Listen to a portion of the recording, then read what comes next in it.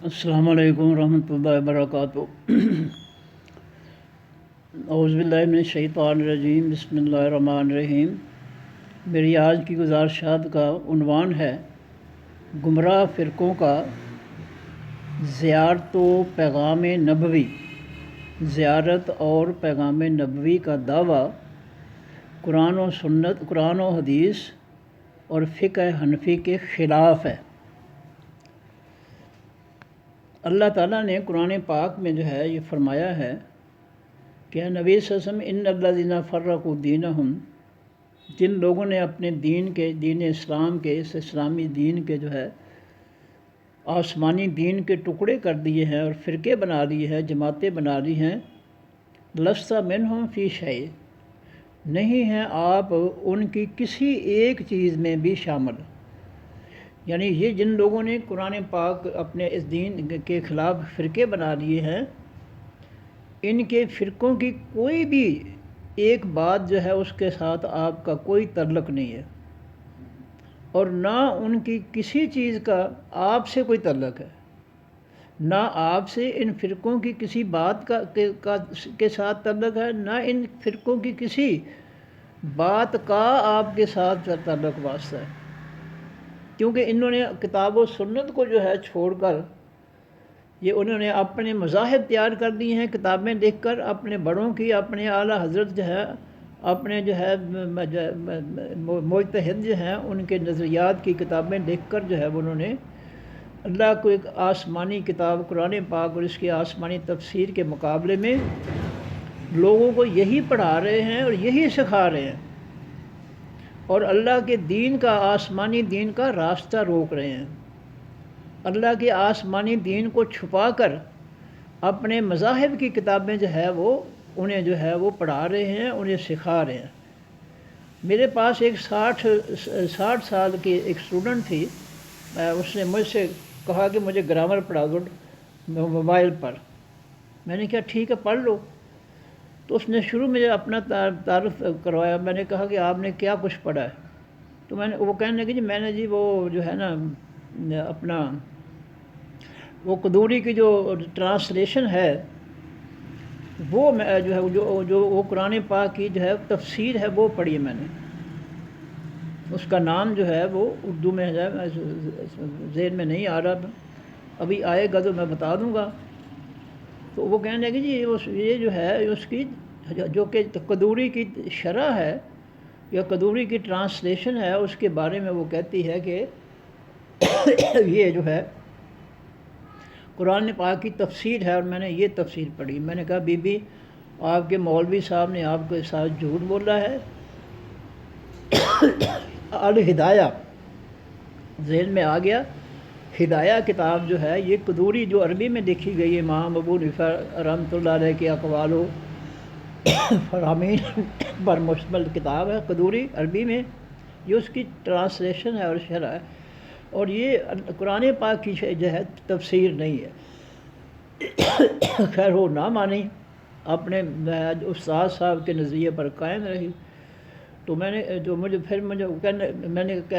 وہ کہنے کہ مجھے گرامر پڑھا دیں۔ میں نے کہا جو گرامر اس تو بغیر ٹرانسلیشن کے نہیں آئے گی۔ تو کہنے لگی میں یہ آپ سے ٹرانسلیشن نہیں پڑھوں گی، میں تو آپ صرف گرامر۔ میں نے کہا ٹھیک ہے، اگر آپ مجھ سے ٹرانسلیشن نہیں پڑھنا چاہتی، پھر گرامر بھی آپ اپنے مولوی سے پڑھیں جا کر۔ تو اتنا تعصب اور گمراہی اس کے ذہن میں ٹھونس دی گئی، اور یہ جھوٹ بول رہا اس کے استاد مولوی نے کہ ہدایہ یہ قرآن پاک کی تفسیر ہے، حالانکہ ہدایہ وہ القدوری امام ابو حنیفہ رحمۃ اللہ کی کتاب نظریات اور اقوال کی کتاب عربی میں لکھی گئی ہے، امام قدوری نے لکھی ہے۔ اور میں یہ اس کا قدوری کا جو چیپٹر ہے کتاب الصلاۃ، میں بی اے کی کلاس میں سیکنڈ پیپر اختیاری اسلامیات کا، اس میں شامل تھی، اور میں کتنے سال میں نے وہ پڑھائی ہے اور مجھے یاد ہے اللہ کے فضل سے۔ تو میں نے کہا ٹھیک ہے، اگر آپ اسے ٹرانسلیشن نہیں پڑھنا چاہتی تو ٹھیک ہے، پھر آپ گرامر بھی اپنے مولوی سے پڑھیں۔ تو ایسے یہ فرقے لوگوں کو اس طرح برباد کرتے ہیں جھوٹ بول کر۔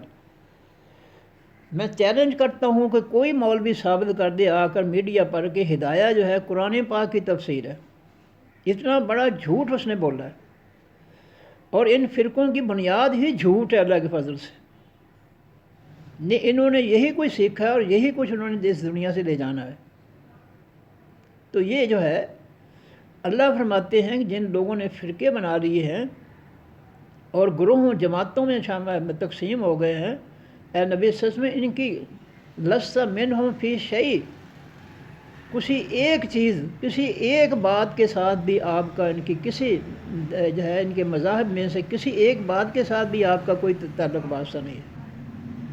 اور اس کا دوسرا رخ کیا ہے کہ ان کی کسی بھی مذاہب کی کسی بھی بات جو ہے اس کا آپ کے ساتھ کوئی تعلق نہیں ہے، نہ آپ کا ان کی فرقوں کی کسی بھی کتاب کے کسی جملے کسی بیان کے ساتھ کوئی تعلق ہے، نہ ان کی کتابوں کے جملے کا آپ کے ساتھ کوئی تعلق ہے۔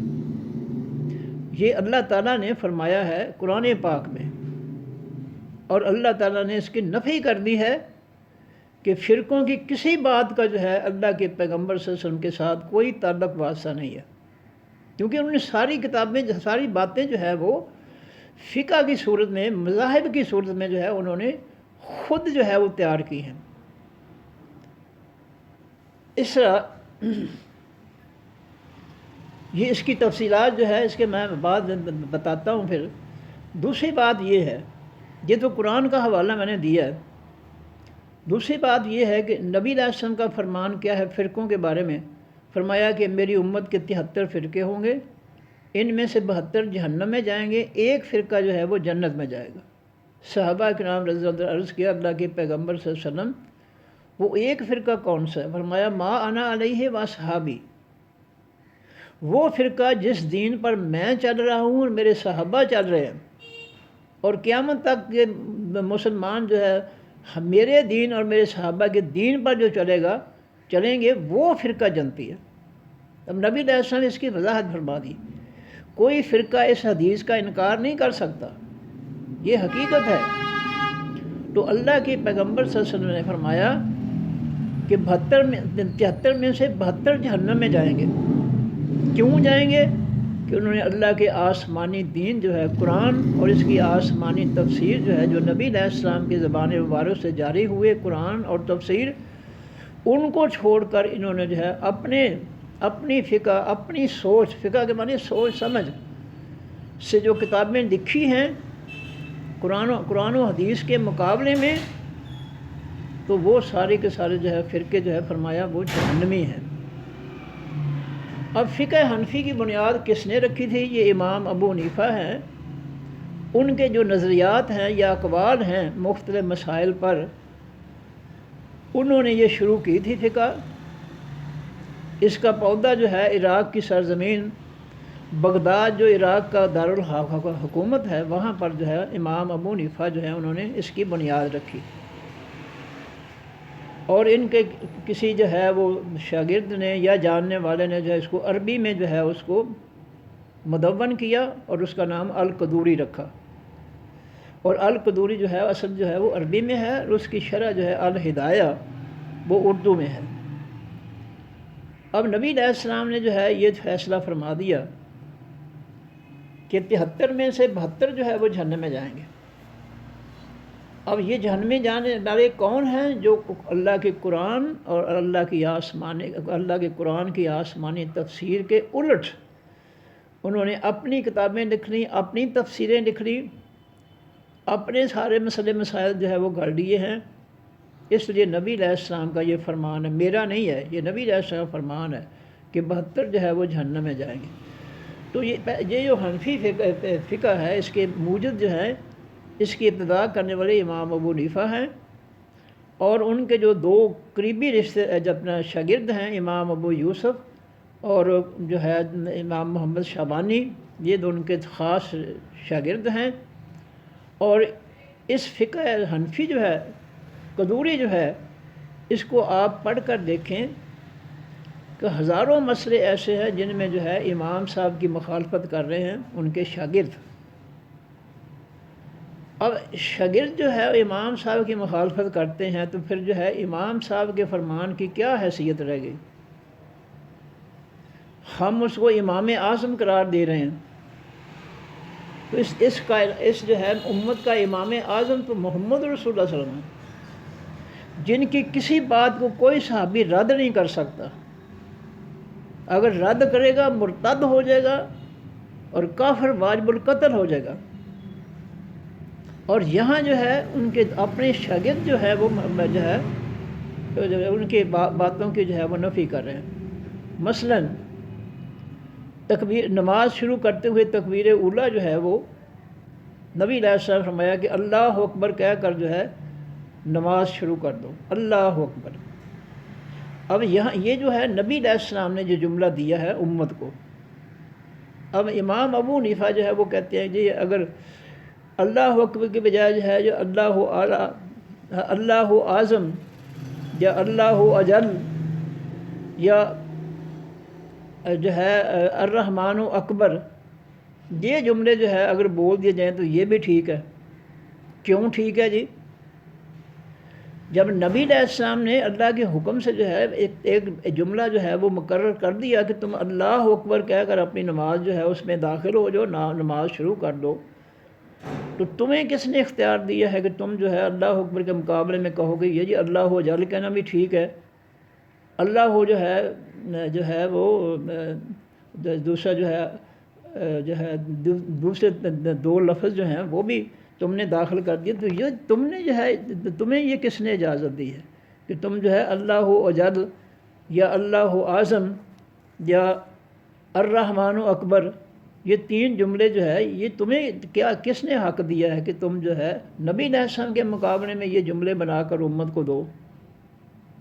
تم کون ہوتے ہو امت کو جو ہے نبی علیہ السلام کے مقابلے میں کوئی اور جملے بنا کر دینے والے؟ تو یہ حالت ہے۔ اور ان جملوں پر جو ہے امام ابو حنیفہ جو ہے ان کے جو ہے شاگرد ہیں امام قاضی ابو یوسف، وہ لکھتے ہیں کہتے ہیں کہ قدوری میں یہ لفظ جملہ لکھا ہوا ہے کہ لا یجوز، امام صاحب جو آپ فرما رہے ہیں اللہ اکبر کے مقابلے میں وہ جائز نہیں ہے۔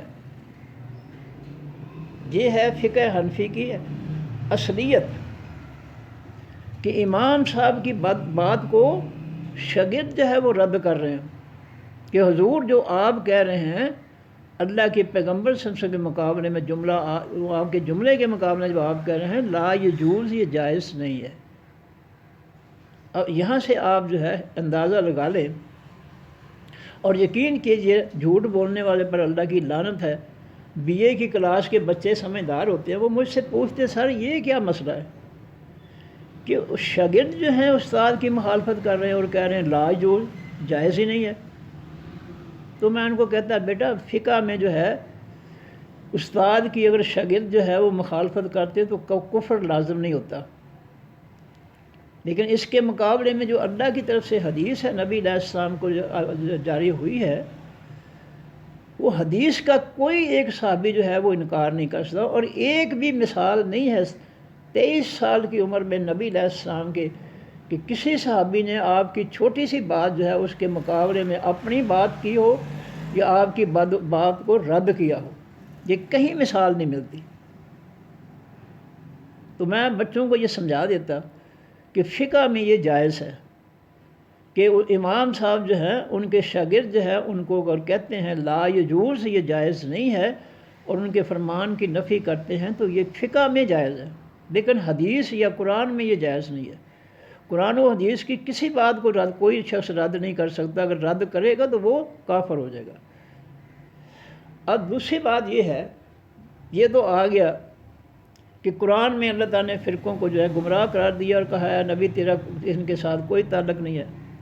پھر نبی علیہ السلام نے فرمایا کہ 73 فرقے ہوں گے، 72 جہنم میں جائیں گے، میری امت میں سے ایک جنت میں جائے گا، جو میرے دین اور میرے صحابہ کے دین پر چلنے والے ہوں گے وہ جنتی ہوں گے۔ تیسری بات جو ہے یہ میں نے بیان کی ہے کہ جو فقہ جو ہے یہ امام ابو حنیفہ کی اپنی جو ہے اختراع ہے، اپنی سوچ ہے ان کی۔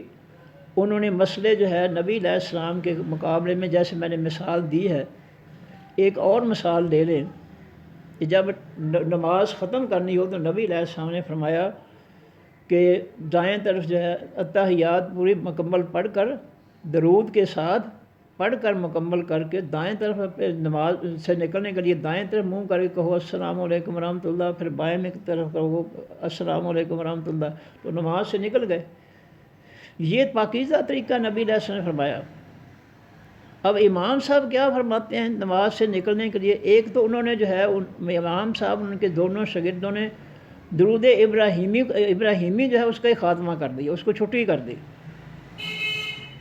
درود کو ختم ہی کر دیا، اور کہا کہ درود سے پہلے جو تشہد عبدہ و رسول تک پڑھ لیتا ہے تو اس کی نماز مکمل ہو جاتی ہے۔ امام صاحب کہتے ہیں کہ اگر وہ جو ہے جان بوجھ کر گیس خارج کر دیتا ہے تو نماز مکمل۔ شاگرد کہتے ہیں کہ نماز مکمل نہیں بلکہ نماز ضائع گئی، دوبارہ وضو کر کے نماز پڑھے۔ اب یہاں پر ان کا اختلاف ہے، اور یہ قدوری کے اندر موجود ہے، میں دعوے سے کہہ رہا ہوں۔ میں نے تو کتنے سال جو ہے یہ پڑھائی ہے BA کی کلاس کو۔ اب یہ جو ہے حنفی بنے پھرتے ہیں علماء اور مفتی، یہ انہوں نے اپنی قدوری بھی نہیں آج تک پڑھی انہوں نے، اس لیے یہ الٹی سیدھی باتیں کرتے ہیں۔ تو امام صاحب کہتے ہیں کہ اگر تشہد پڑھنے کے بعد یعنی عبدہ و رسول تک پہنچ کر کوئی اگر جان بوجھ کر گیس نکال کر نماز سے نکلتا ہے تو نماز ہو گئی۔ شاگرد دونوں کہتے ہیں کہ یہ نہیں ہوئی، گیس نکالنے سے نماز ضائع ہو گئی ہے، وضو کرے اور دوبارہ نماز کو پڑھے۔ اب اس استاد کے دونوں شاگرد مخالفت کر رہے ہیں، اور اس کے الٹ شاگرد کیا کہتے ہیں جی جان بوجھ کر گیس نکالیں گے تو نماز نہیں ہوگی۔ اگر گیس خود زبردستی نکل گئی،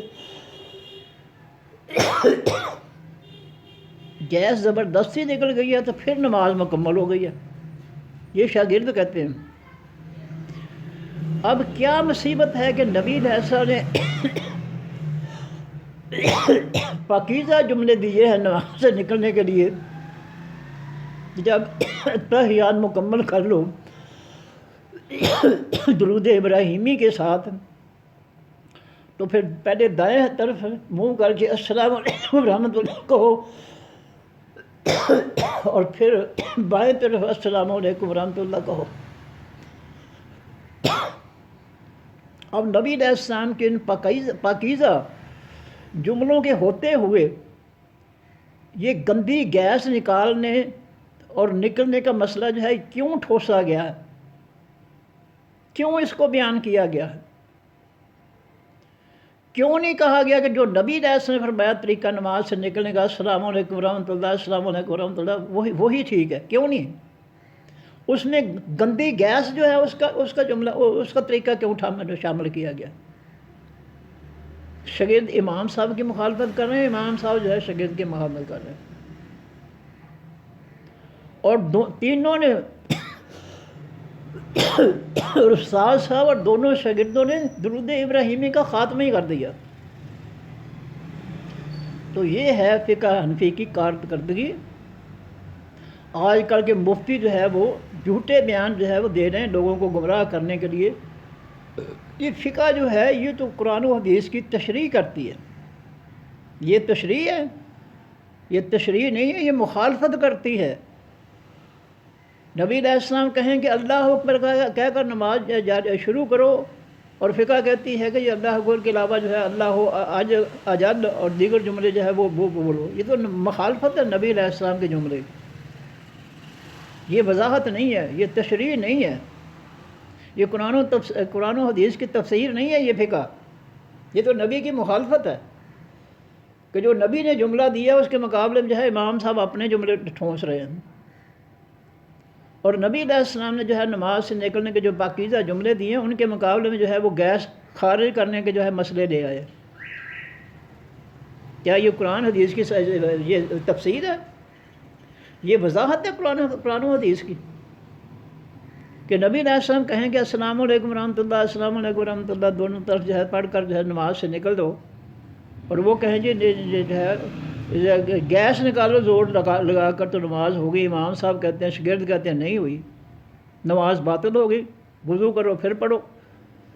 تو یہ قرآن و حدیث کی تشریح کیسے ہو گئی؟ یہ تو قرآن و حدیث کی مخالفت ہے۔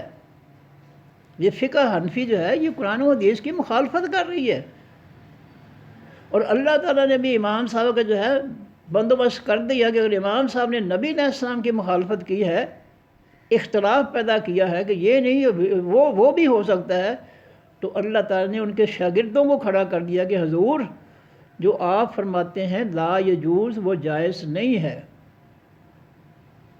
یہ ہے۔ اور آپ پوری قدوری جو ہے پڑھ کر دیکھ لیں، ہزاروں مسئلے ہیں جن میں دونوں شاگرد یا ایک شاگرد جو ہے، کہیں دونوں شاگرد کہیں ایک شاگرد جو ہے امام صاحب کے باقی بات کی مخالفت کر رہا ہے۔ اسی طرح نماز کے فرائض جو ہے امام صاحب کہتے ہیں 7 ہیں اور شاگرد کہتے ہیں 6 ہیں۔ یعنی آپ اپنی آنکھوں سے پڑھ کر دیکھ لیں قدوری کو، ہدایہ اس کا ترجمہ ہے، اس کو آپ اپنی آنکھوں سے پڑھ کر دیکھ لیں کہ امام صاحب کے شاگرد جو ہے ان کی مخالفت کر رہے ہیں،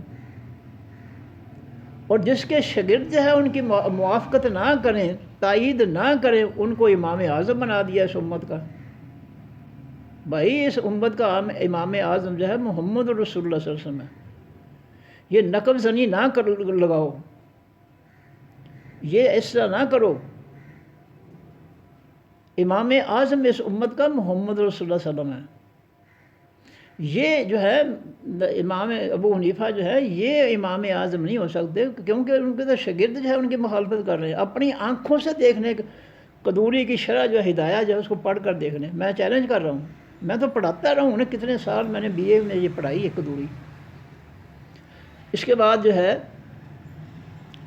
یہ بات جو ہے یہ ثابت ہو گئی کہ یہ جو فقہ ہے، جو فقہ حنفی ہے، اور جس کے یہ مولوی آج کل دعوے کر رہے ہیں کہ جی جو ہے وہ ہمیں زیارت ہو گئی ہے نبی علیہ السلام کی۔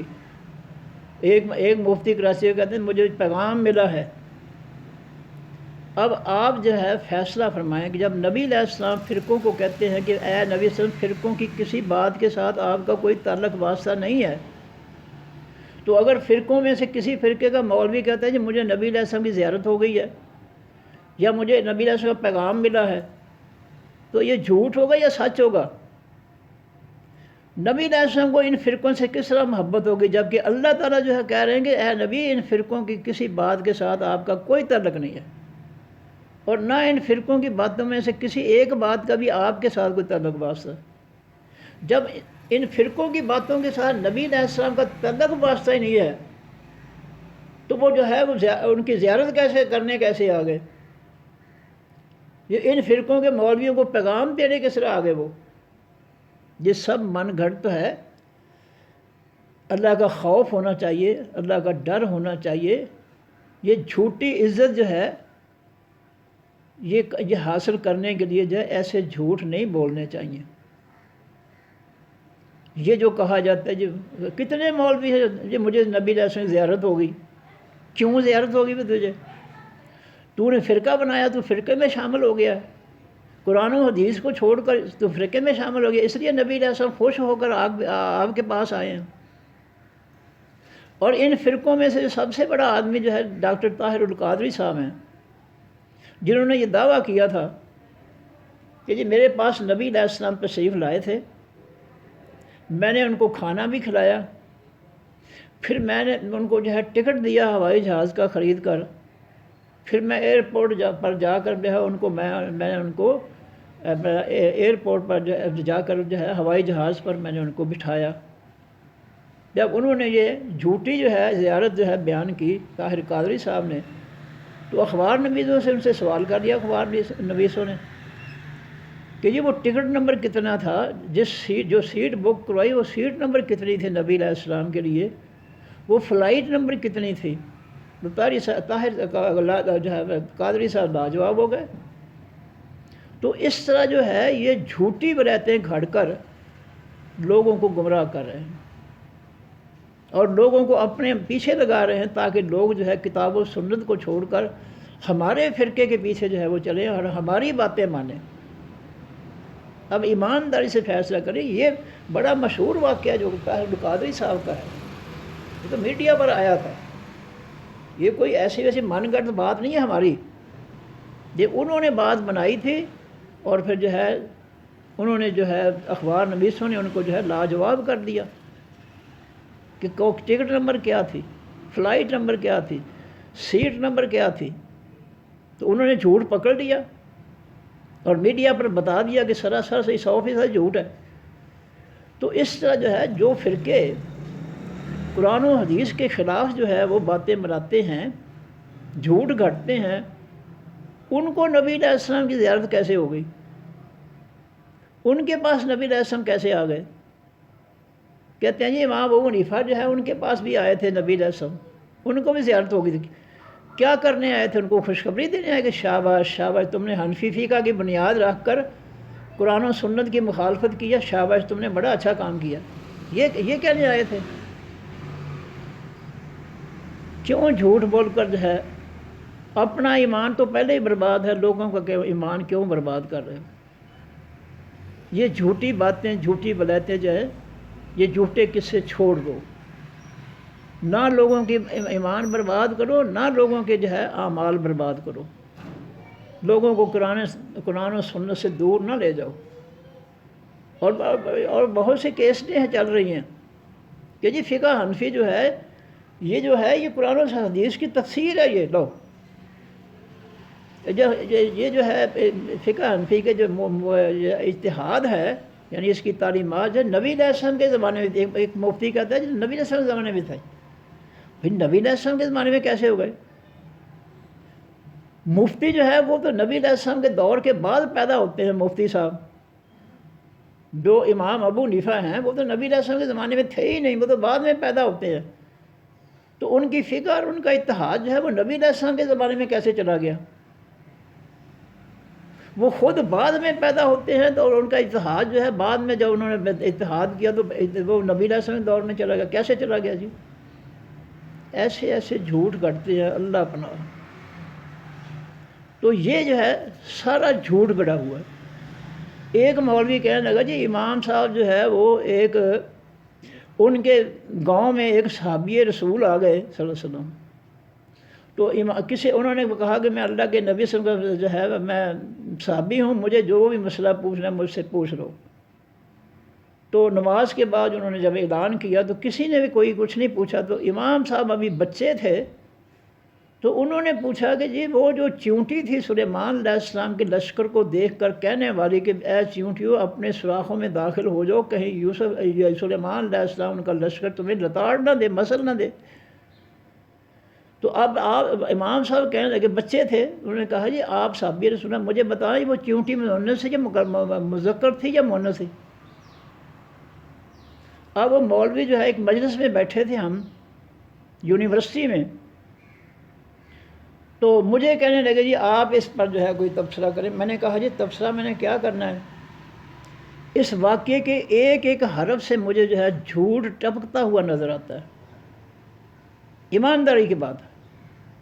میں نے کہا اس واقعے کے ایک ایک حرف سے، لفظ نہیں حرف سے مجھے جھوٹ ٹپکتا ہوا نظر آتا ہے. پہلی بات یہ ہے کہ امام صاحب جب پیدا ہوئے اس وقت تک جو ہے کوئی صحابی جو ہے وہ زندہ نہیں تھے. وہ اس سے پہلے سارے صحابہ فوت ہو چکے تھے، ان کے زمانے میں کوئی صحابی نہیں تھا.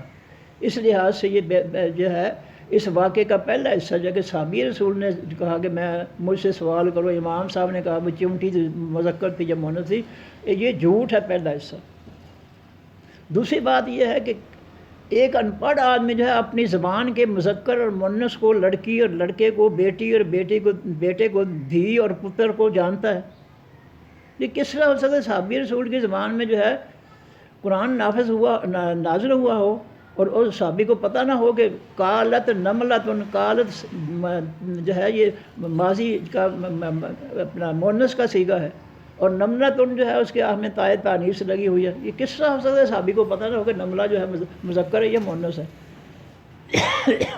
صحابی کو جو ہے وہ لاجواب کر دیا امام صاحب نے، جھوٹو جھوٹی لاجواب کر دیا. یہ کس طرح ہو سکتا ہے صحابی کو اپنی زبان کے جو قرآن نازل ہوا ہے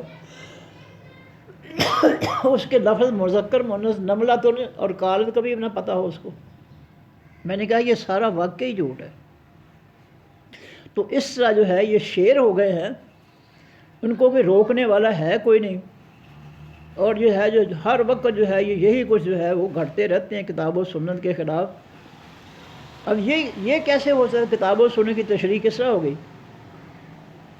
اب فقہ حنفی جو ہے وہ کہتی ہے یہ جب جو ہے گورنر پنجاب جو ہے ہلاک ہوا تھا تو یہ گاندھی صاحب جاوید گاندھی صاحب نے ٹی وی پر یہ بیان فرمایا تھا کہ جی کافر جو ہے اس کو توہین رسالت کی سزا اس کے لیے ہے ہی نہیں، اور مسلمان کے لیے جو ہے وہ 3 دن کی قید ہے۔ اب آپ قرآن اور حدیث کی طرف جائیں تو ابو لہب نے جو ہے ایک مجلس میں نبی علیہ السلام کی توہین کی تھی کہ اے نبی، اے محمد، تیرے ہاتھ ٹوٹ جائیں اور تو ہلاک ہو جائے، تو سورہ لہب اللہ نے اتار دی، تبت یدا ابی لہب وتب۔ میرے نبی کو جو ہے کہ توہین کرنے والے ابو لہب، تیرے ہاتھ ٹوٹ جائے اور تو ہلاک ہو جائے۔ اور اللہ تعالیٰ نے اس کے گردن پر پھوڑا نکال کر اس کو بڑے شدید ترین طریقے سے جو اس کو ہلاک کیا۔ اور اس کی بیوی جو ہے جمیل تھی، وہ گانٹھے جو ہے کانٹے دار لکڑیاں لایا کرتی تھی نبی علیہ السلام کے راستے میں بچھانے کے لیے، اور اس کو اللہ تعالیٰ نے سزا دی کہ گٹھے کا رسہ اس کے گلے میں پڑ گیا، گٹھا پیچھے مڑ گیا، کمر کی طرف گرا اور رسہ جو تھا وہ گلے میں پھنس گیا، اور اس طرح اس کو موت ہو گئی۔ تو اللہ نے تو اپنے نبی کی توہین کا سورہ لہب کے ذریعے فوراً بدلہ لے لیا اور دونوں کو ہلاک کر دیا۔ اور فقہ حنفی والے گاندھی صاحب کہتے ہیں جی وہ جو ہے وہ قاتل جو نبی کی توہین کرنے والے مسلمان کی جو ہے سزا 3 دن کی قید ہے۔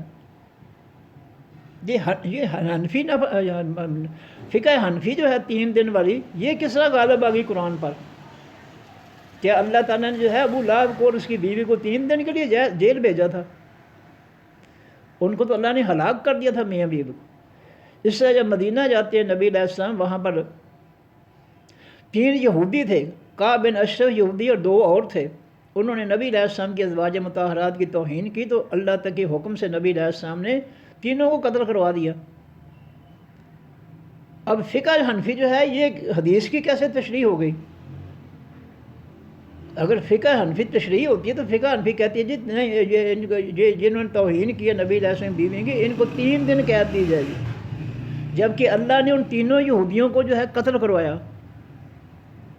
اور یہ بہت بڑا جھوٹ بولے جا رہے ہیں کہ یہ فقہ جو ہے یہ قرآن و حدیث کی تشریح ہے۔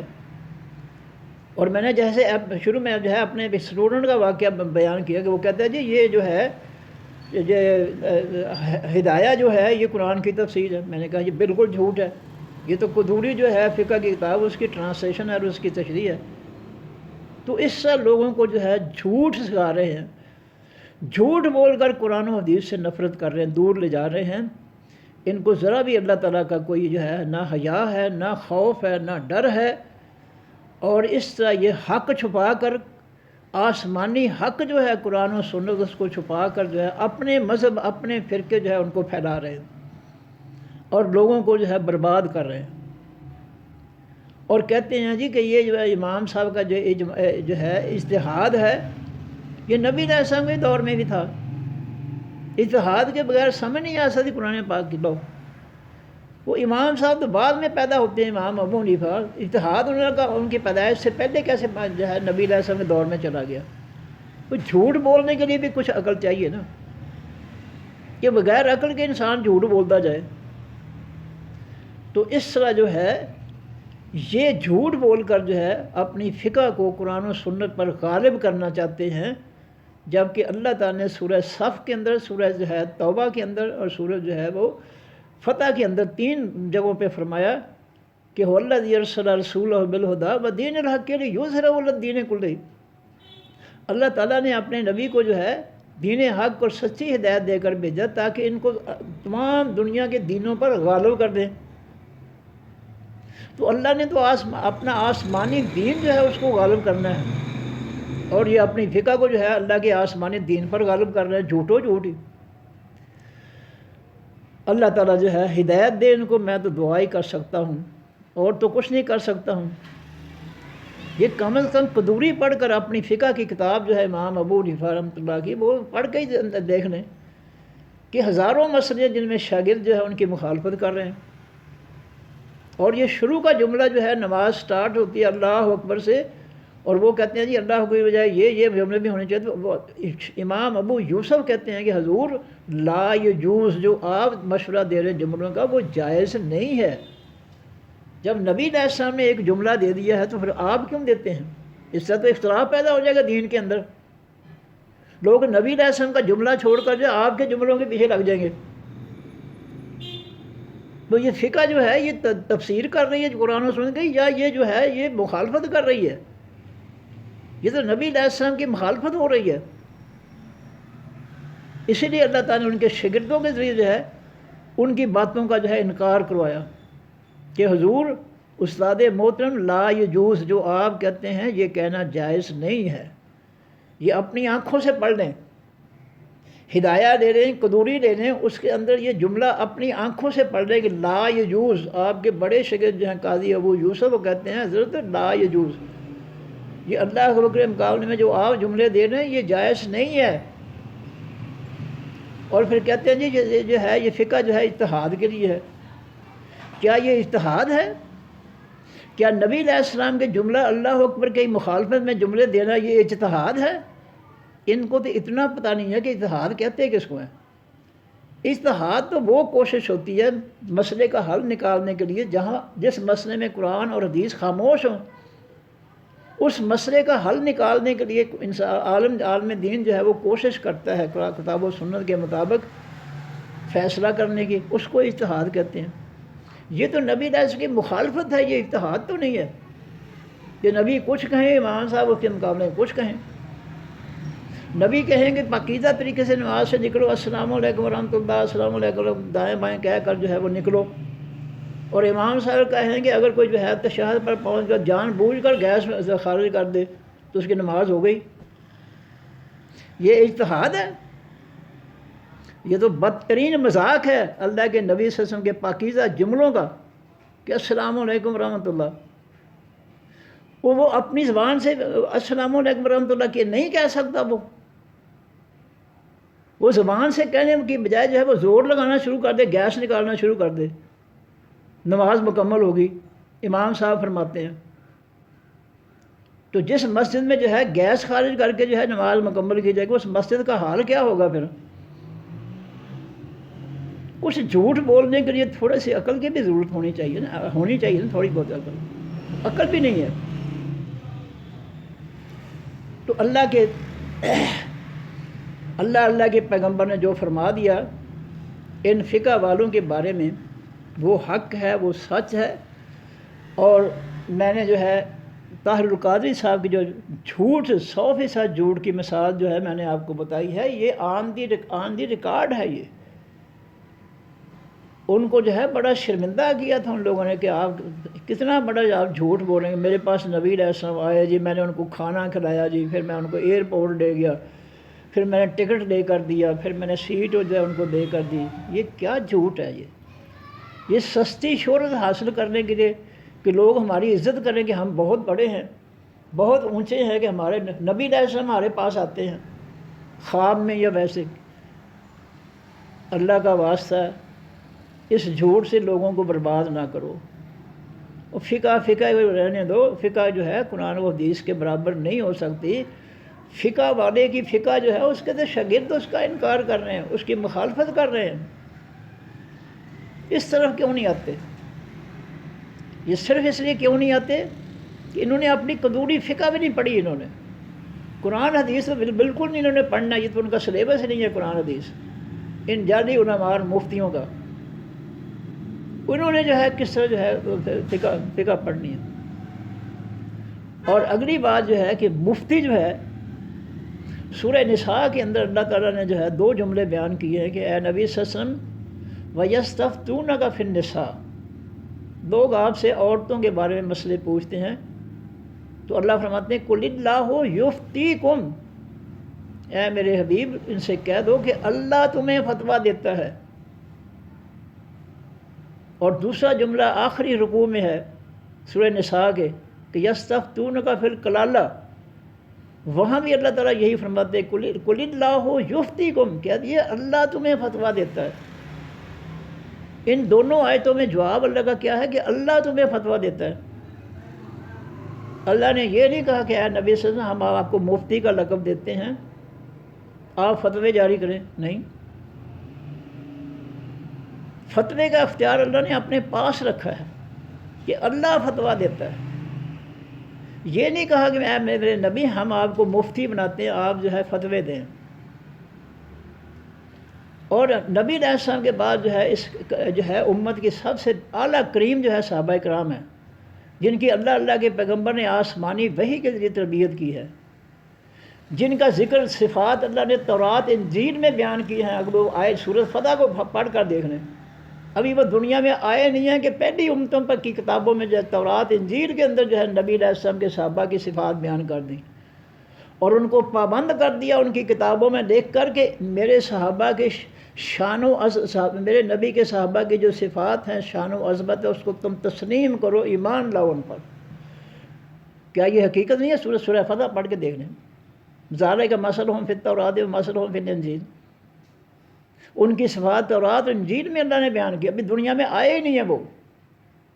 تعریفیں جو ہے ان کے آنے سے پہلے ہی شروع ہو گئی پہلی، اور آسمانی کتابوں میں تعریفیں، کسی دنیا کی کتابوں میں تعریفیں نہیں، آسمانی کتابوں میں اللہ تعالیٰ اپنی کتابوں میں صحابہ کرام کے نبی علیہ السلام کے صحابہ کی تعریفیں کیا کر رہا ہے۔ کیوں؟ کہ ان کی تربیت اللہ اور اللہ کے پیغمبر صلی اللہ علیہ وسلم کے وحی کے ذریعے ان دونوں کے ذمہ تھی، اور ان دونوں نے جو ہے ان کی تربیت کی ہے، تعلیم و تربیت کی ہے۔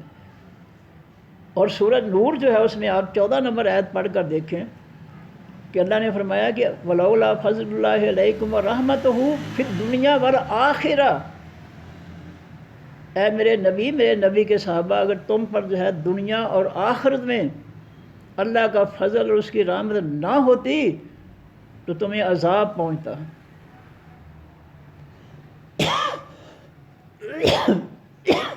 یہ آیت کیا کہہ رہی ہے کہ اگر تم پر اللہ کا فضل دنیا میں اور آخرت میں اس کا فضل اور رحمت نہ ہوتی تمہارے لیے تو تمہیں بڑا عذاب پہنچتا۔ حضرت عائشہ صدیقہ پر بہتان منافقین نے لگایا، تم نے خاموشی اختیار کر لی، تمہیں کیوں نہیں تم نے کہا کہ یہ بغیر دلیل کے جو جھوٹ بول رہے ہیں منافق، یہ جھوٹ ہے، ہم نہیں اس کو مانتے۔ 14 نمبر آیت کا حوالہ دے رہا ہوں۔ صحابہ کرام کے لیے اللہ فرماتے ہیں اگر میرا تم پر، اے میرے نبی کے صحابہ اور نبی، تم پر اگر میرا فضل نہ ہوتا اللہ کا اور اس کی رحمت نہ ہوتی تو تمہیں بڑا عذاب پہنچتا۔ فی الدنیا والآخرہ، اس دنیا میں بھی آخرت میں اللہ کا فضل اور اس کی رحمت ہے تم پر کہ تم اس خاموشی کے جرم سے کی سزا سے بچ گئے ہو۔ تو یہ دنیا میں بھی اللہ کا فضل رحمت اور آخرت میں بھی اللہ کا فضل و رحمت، یہ کیا نتیجہ ہے؟ نبی علیہ السلام نے فرمایا کہ ہر شخص جو ہے اللہ کی، کوئی شخص اللہ کی رحمت کے بغیر جنت میں نہیں جائے گا۔ صحابہ نے پوچھا جی آپ بھی؟ فرمایا ہاں، میں بھی اللہ کی رحمت کے بغیر نہیں جاؤں گا۔ تو اس آیت نمبر 14 سورہ نور کی آیت نمبر 14 میں اللہ تعالیٰ نے اپنے نبی اور صحابہ کرام کو اپنا فضل اور رحمت جو ہے دونوں سے نوازا ہے، اس فی الدنیا والآخرہ، دنیا میں بھی اور آخرت میں بھی۔ جب ان کو آخرت میں اللہ کا فضل اور رحمت حاصل ہوگی تو رحمت کے لیے جنت بھی حاصل ہو گئی۔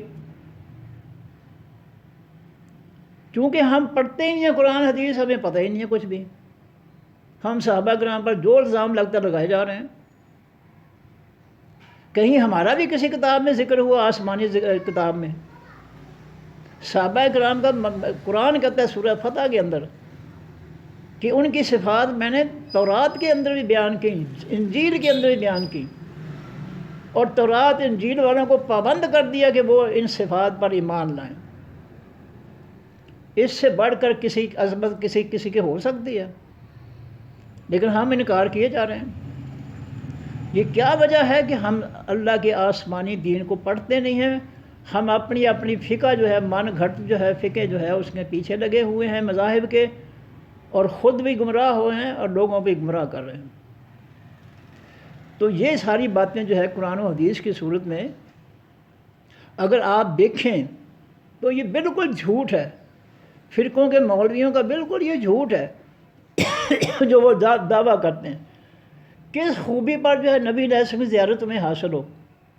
اللہ تو کہہ رہے کہ فرقوں کی کسی بات کے ساتھ آپ کا تعلق ہی نہیں ہے، تو آپ فرقوں کے مولوی کہتے ہیں جی میرے پاس نبی علیہ السلام آئے تھے، مجھے زیارت حاصل ہو گئی ہے، مجھے جو ہے انہوں نے پیغام بھیجا ہے۔ کہ کیسی باتیں ہیں؟ تم اللہ کے محبوب کس طرح ہو گئے کہ اللہ کے پیغمبر جو ہے تمہیں زیارت کرنے آئے، تمہیں زیارت بخشنے آئے؟ کیا خوبی ہے تم تو اللہ کے دین کے خلاف ہو، قرآن و سنت کے خلاف تم جو ہو، اس لیے اللہ تعالیٰ نبی کی زیارت تمہیں کروائے گا۔ بڑے دکھ کی بات ہے۔ کچھ تو اللہ کا خوف ہونا چاہیے، کچھ اللہ کا حیا ہونا چاہیے۔ تو اللہ تعالیٰ نے جو ہے بات جو ہے فرقوں کے متعلق واضح کر دی، نبی علیہ السلام نے فرقوں کے بارے میں بتا دیا، پھر مفتیوں کے بارے میں اللہ نے بتا دیا کہ فتوے کا اختیار صرف اللہ تعالیٰ کو ہے، صرف اللہ فتویٰ دیتا ہے، کوئی اور فتویٰ دے ہی نہیں سکتا۔ اگر کسی اور کو فتوے کی اجازت ہوتی تو نبی علیہ السلام کو مفتی بناتے اللہ تعالیٰ، نبی علیہ السلام کے صحابہ کو مفتی بناتے، اور یہ فرقوں کے جو ہے چھوکرے جو ہے مفتی بنے پھرتے ہیں، یہ نبی علیہ السلام صحابہ کرام سے بھی آگے چلے گئے، جھوٹ کے ذریعے آگے چلے گئے کہ ان کو مفتی کا لقب نہیں ملا، تو یہ سے ہے گھر گھر اینٹ پوچھو اٹھاؤ، اس کے نیچے سے کتنے مفتی نکلتے ہیں، مفتی۔ یہ بربادی جو ہے، یہ جو دشمنی ہے اسلام کی، یہ لوگوں کے جو ہے ایمان بھی برباد کر رہی ہے، عمل بھی برباد کر رہی ہے، اور صرف جھوٹ ہے، کوئی کتاب و سنت سے جو ہے کوئی دلیل نہیں ہے۔ یا تو کتاب و سنت کی کوئی دلیل ہو نا تو پھر چلو بندہ جو ہے غور کر لیتا ہے، ٹھیک ہے جی آپ ٹھیک کہتے ہیں۔ جب دلیل ہی کوئی نہیں ہے تو پھر جو ہے آپ کی تائید کون کرے گا؟ اس لیے جو ہے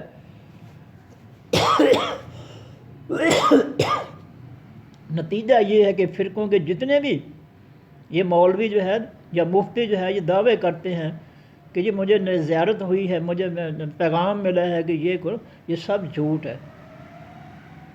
فرقوں کے کسی بندے کے اندر اتنی عظمت ہی نہیں ہے کہ اللہ تعالیٰ اپنے نبی کی زیارت کرا دے اس کو۔ اور طاہر القادری صاحب کا آپ نے جھوٹ دیکھ لیا، میڈیا سے جو ہے لوگوں سے پوچھ کر دیکھ لو، 100% جھوٹ، اور عقل بھی کوئی استعمال نہیں ہے یہ جھوٹ گھڑتے ہوئے کہ نبی علیہ السلام میرے پاس آئے، میں نے ان کو کھانا کھلایا، پھر ٹکٹ لے کر دیا ان کو، پھر میں ہوائی اڈے پہ چھوڑنے گیا ان کو۔ عجیب جھوٹ ہے یار۔ اور یہ جو ہے قادری صاحب کے نیچے جتنے بھی اس فرقے کے جو ہے ماننے والے سب یہ اسی جھوٹ کو جھوٹ ہی بول رہے ہیں، صرف یہ جو ہے عزت حاصل کرنے کے کہ لوگ ہماری عزت کریں کہ ہم بہت اعلیٰ مقام کے رکھتے ہیں کہ نبی علیہ السلام ہمارے پاس آتے ہیں۔ لو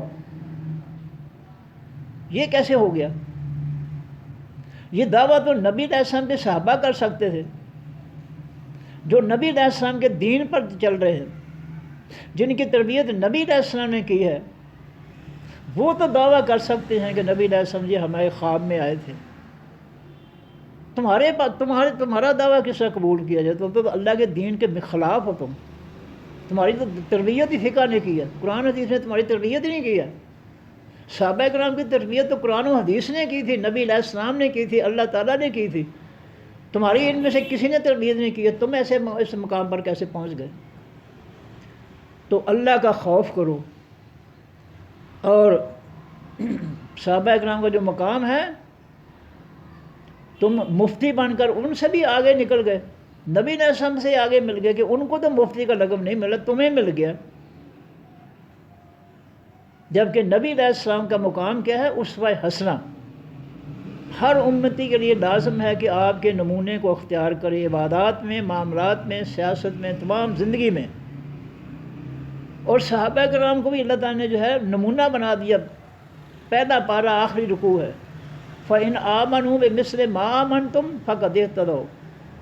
اے میرے نبی کے صحابہ، جس سے تم اس قرآن پر ایمان لائے ہو، ایسا ایمان بعد میں آنے والے لوگوں کا ہوگا تو پھر وہ ہدایت والے ہوں گے، ورنہ نہیں ہوں گے. تو کیا یہ جو ہے فقہ حنفی والے جو ہے، ان کا ایمان قرآن پر ایسا ہے جیسا نبی علیہ السلام اور نبی علیہ السلام کے صحابہ کا تھا؟ ایمانداری سے فیصلہ کرنا چاہیے.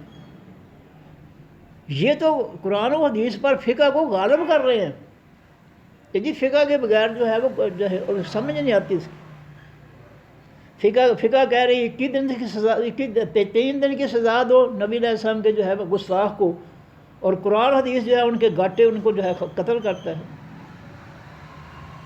ابو جہل کا ٹولہ عتبہ شیبہ جنہوں نے نبی علیہ السلام کو ستایا تھا، بدر کے میدان میں اللہ تعالیٰ نے ان کی گردنیں نہیں کٹوا دیں. اللہ نے ان کی گستاخی کا انتقام لیا ان سے. کتنی مثالیں ہیں کہ جس نے بھی نبی علیہ السلام کی جو ہے توہین کی، اس کی اللہ نے گردن کٹوائی ہے، ہلاک کروایا. اور فقہ حنفی کہہ رہی ہے 3 دن کی قید ہے اس کے لیے. اب یہ قرآن و حدیث کی جو ہے کس طرح تفسیر ہو گئی 3 دن کی سزا دینے والی؟ کیا اس تفسیر کے جو ہے ذریعے نبی علیہ السلام اور اللہ تعالیٰ نے جو ہے گستاخانے جو رسول تھے صلی اللہ علیہ وسلم مکہ والے یا مدینہ والے، کیا ان کو 21 دن کی سزا دی تھی؟ کوئی اللہ کا خوف کرو. قرآن و حدیث کی تشریح یہ کیسے ہوگی؟ یہ تو قرآن حدیث کی مخالف ہے. یہ فقہ جو ہے قرآن و سنت کی مخالف ہے، اس کی تشریح نہیں ہے. یہ جو قرآن و سنت سے بغاوت ہے. یہ اپنی آنکھوں سے پڑھ کر جو ہے قدوری جو ہے، میں نے تو کتنے سال پڑھائی ہے BA کی کلاس کو، پڑھ کر اپنی مرضی اپنی آنکھوں سے دیکھ رہے ہیں. ہزاروں اختلاف آپ کو مل دیں گے، ہزاروں مسئلوں میں جو ہے آپ کو امام صاحب اور ان کے شاگردوں کے درمیان اختلاف مل دیں گے آپ کو. تو اللہ کا واسطہ جو تو اللہ جو ہے لوگوں کو گمراہ نہ کرو جھوٹ بول کر، صرف اپنی سستی عزت بنانے کے لیے کہ لوگ ہماری عزت کریں کہ ہم بہت اعلیٰ مقام پر ہیں، کہ نبی علیہ السلام ہمارے پاس آتے ہیں. کوئی اللہ کا خوف کرو پھر نہ یہ جھوٹ بولو. تو میں دعا ہی کر سکتا ہوں کہ اللہ تعالیٰ جو ہے آپ کو بھی ہدایت دے، اور آپ کے شر سے اللہ تعالیٰ جو ہے لوگوں کو بھی محفوظ رکھے، اور اللہ تعالیٰ جو ہے سب کو توفیق دے کہ وہ قرآن و سنت پر کو سمجھیں اور اس پر عمل کریں. صدق اللہ العظیم. سبحانک اللہم و بحمدک، نشہد ان لا الہ الا انت، نستغفرک و نتوب الیک. السلام علیکم ورحمۃ اللہ وبرکاتہ. وصلی اللہ تعالی علی رسول خیر خلق محمد وآلہ وصحبہ اجمعین. پروفیسر محمد انور آوان، ہوشیار پوری. اللہ حافظ.